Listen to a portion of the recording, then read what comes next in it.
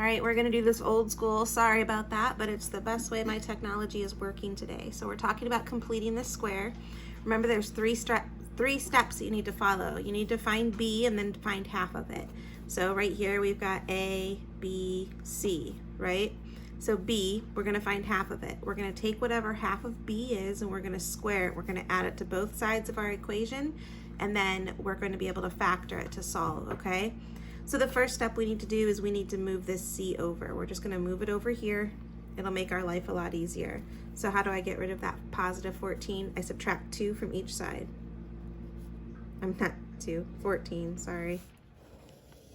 All right, and that's gonna leave me m squared plus 10m equals negative 21. All right, so now I have that A equals 1 and B equals positive 10.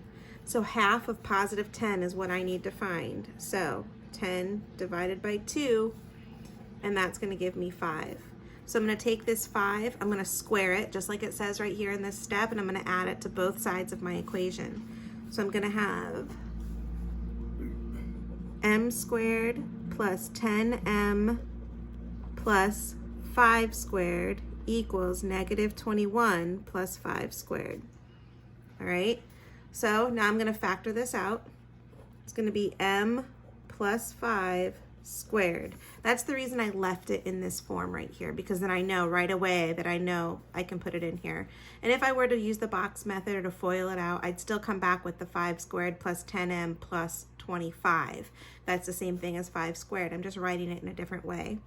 And then equals negative 21 plus 5 squared, which we just said is 25. That's going to give me positive 4. Now, in order to do this exponent right here of this squared, I need to take the square root of both sides.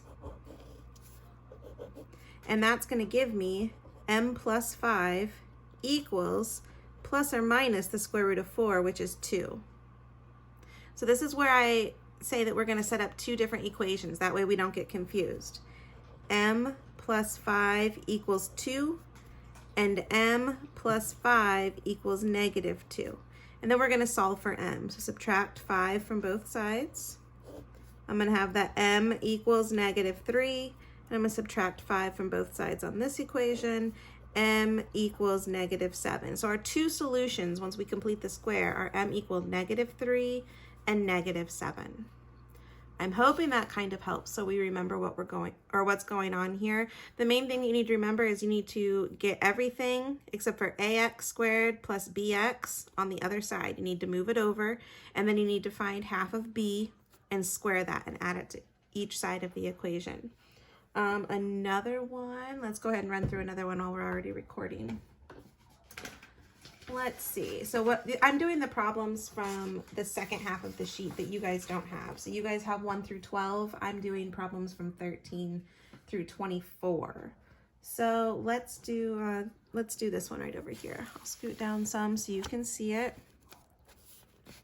Maybe. There we go. All right. So we're going to do 7b squared minus 14b minus 56 equals 0. Okay, the first thing I'm going to do is I'm going to move this 56 over.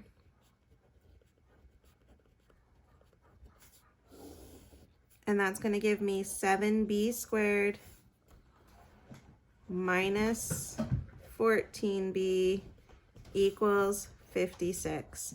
And then I'm going to take 7 out of everything because I want this first variable here to be a 1. That's the best way to complete a square.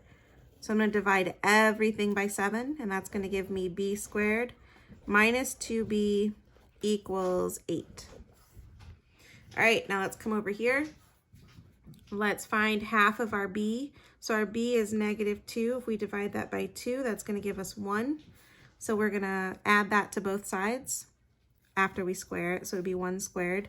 So we're going to have b squared minus 2b, negative 1, I apologize, minus 1 squared equals 8 plus negative 1 squared.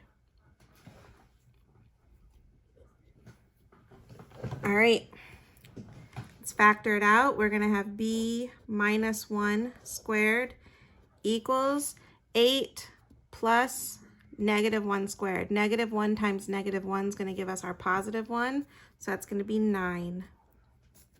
We're going to take the square root of both sides.